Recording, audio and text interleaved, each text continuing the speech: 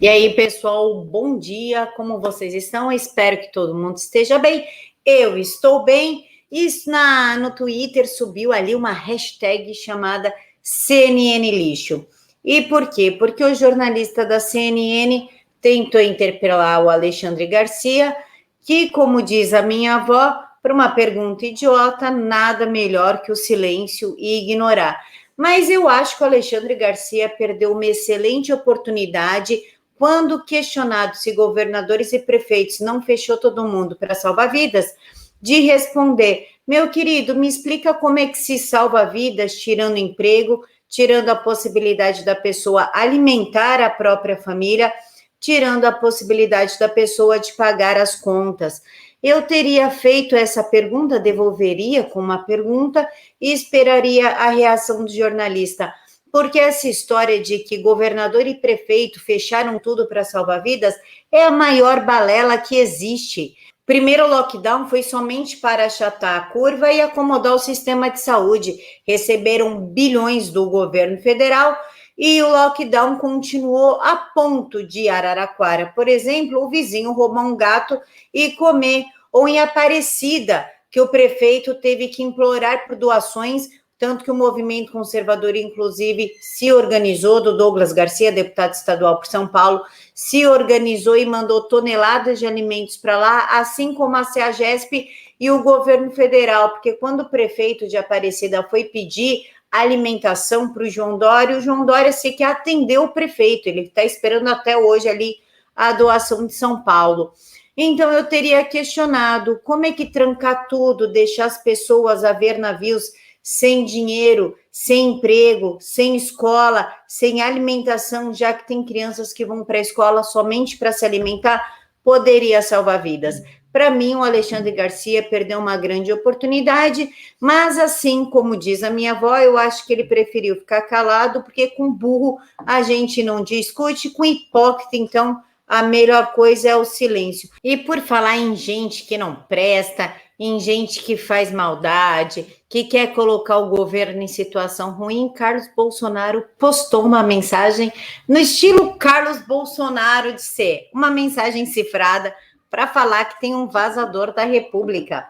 Dizem que tem vazador de dentro louco para fomentar desgastes 24 horas por dia, usando as técnicas mais sujas possíveis, o sorrisão amarelo pela frente e os conselhos e os gargantas profundas por trás. Quem será que o Carlos Bolsonaro está falando? Quem que vocês apostam? Deixem aqui para mim nos comentários o nome de quem é o tal vazador da República. E o presidente Bolsonaro mandou a real na live dele e disse que se não tiver voto impresso, é sinal que não terá eleição. Inclusive disse que Barroso se acha o dono do mundo e o dono da verdade absoluta, e nós vamos ouvir da boca do presidente Bolsonaro. Eu estou feliz que o Bolsonaro voltou a responder ao STF, o capitão voltou, como o pessoal está falando, temos o Bolsonaro de volta e vamos ouvir essa singela mitada e o papo reto que ele mandou durante a live de ontem. Vai criar um caos, né, entre aspas, diz ministro Barroso sobre o voto impresso. Olha, eu acho que ele é o dono do mundo, Barroso, só pode ser. O homem da verdade absoluta, não pode ser contestado. Eu estou preocupado se Jesus Cristo baixar aqui na Terra, ele vai ser boy do ministro Barroso. Ninguém aceita mais esse voto que está aí. Como é que vai falar que esse voto é preciso, é legal, é justo e não é fraudável? A única republiqueta do mundo, eu acho que talvez a única, é a nossa, que aceita essa porcaria desse voto eletrônico.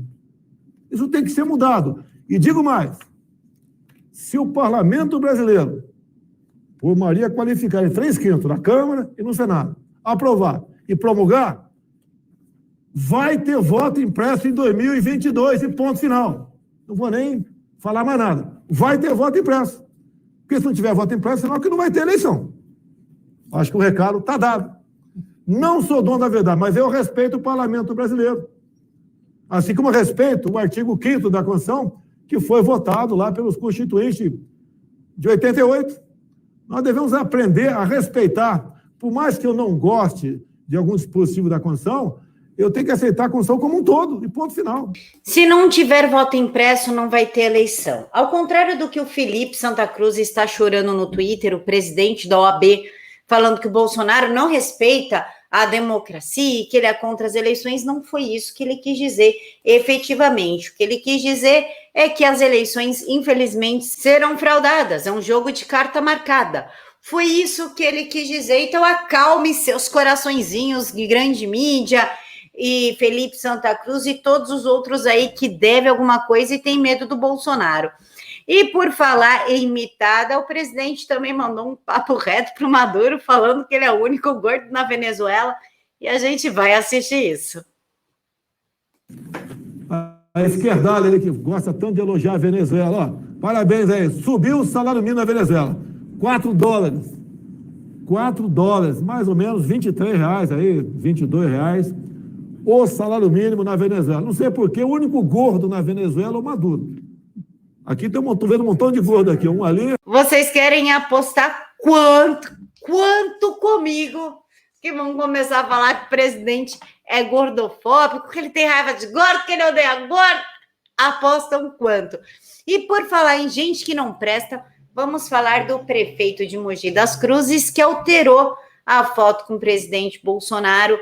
Após pedir dinheiro para o governo federal, ele recebeu 1.800.000 e ainda botou uma máscara em um ministro que estava sem máscara, tudo digitalmente.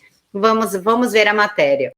1.800.000 para parques de Mogi das Cruzes. O dinheiro veio de Brasília e ele pega e tira o presidente Bolsonaro da imagem e ainda coloca máscara em ministro. Dá para levar a sério essa gente? Essa gente não presta. E é essa gente que a Simone Tebet está tentando defender na CPI. E por falar em gente que não presta, não tem como não falar dos ministros do Supremo Tribunal Federal. Governo está trópico e Bolsonaro é tigre de papel, dizem os ministros do Supremo Tribunal Federal. Segundo os magistrados, Bolsonaro, no entanto, tem se mostrado um tigre de papel, porque eles colocaram na cabeça deles que o Bolsonaro falar em decreto é uma ameaça ao Supremo Tribunal Federal. Não tem nada a ver, não é uma ameaça, não, é um aviso. É um aviso. As coisas estão caminhando de uma forma que já está se perdendo. A população já não tem mais para onde correr, não tem mais o que comer, fica dependendo aí, vira e mexe de doação da CEAGESP, e não é assim que as coisas funcionam. Nós não somos um país socialista, pelo menos não deveríamos ser. Isso aqui é uma democracia, é um país capitalista e não um país comunista. Mas os ministros do STF entenderam que a ameaça é para eles, quem deve ter, enfim, e aí chama o presidente Bolsonaro de tigre de papel.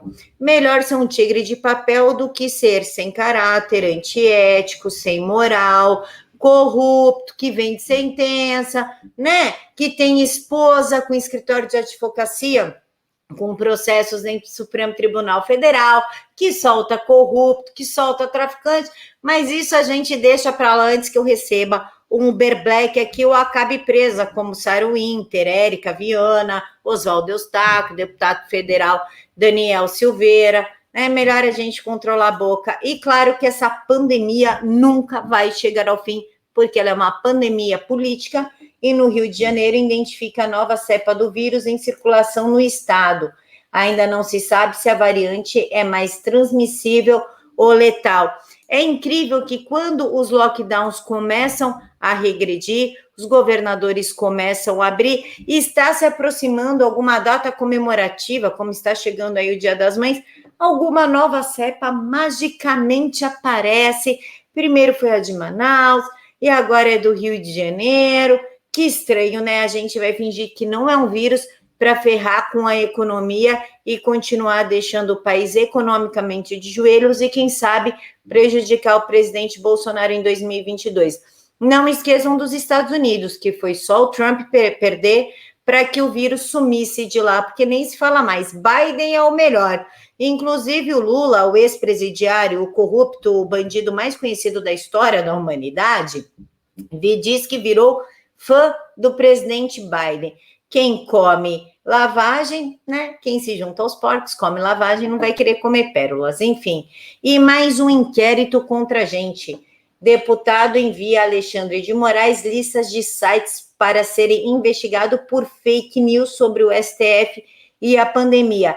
Sabe que deputado que fez isso? O Fausto Pinato, o corrupto do Fausto Pinato, que o pai é condenado por homicídio, que pediu 5 milhões no impeachment da Dilma, que cobrava propina na CEAGESP, presidente da Frente Brasil-China, que por alguns trocados se ajoelha e deixa a China entrar no Brasil com tudo. Pois é, foi bem ele que entregou o documento. O documento foi encaminhado pelo deputado federal Fausto Pinato e para ele diversos sites de maneira organizada e aparentemente planejada têm se articulado para atingir a honra e a dignidade do Supremo Tribunal Federal e de seus ministros, atingindo assim o equilíbrio entre os poderes e a democracia. Não são os ministros que estão governando e invadindo a prerrogativa dos outros poderes. Não. Somos nós. O documento é assinado pelo advogado Sidney Duran Gonçalves, que participou de uma reunião por teleconferência com o ministro Alexandre de Moraes na semana passada. E o que eles consideram fake news sobre a pandemia? A gente chamar de pandefraude, falar das vacinas, falar do tratamento precoce, tudo isso para eles é fake news, porque a gente não se dobra às narrativas da China. E por falar em China, o governo chinês puniu tantas empresas internacionais por insultos políticos que muitos grupos agora se sentem reféns, escreveu o editor da Financial Times. Ontem à tarde, eu postei na comunidade falando que o novo ministro das Relações Internacionais está querendo se aproximar ainda mais da China.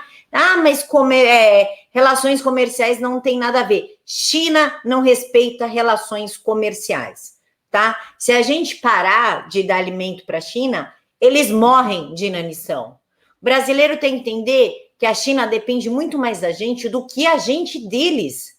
Sem comida, eles não têm nada. Não dá para a gente ficar se dobrando aos mandos e desmandos de quem pede a cabeça do Felipe G. Martins, de quem derrubou Ernesto Araújo, de quem vai para cima, vira e mexe do Eduardo Bolsonaro e vira e mexe tenta chantagear o presidente da República com os insumos.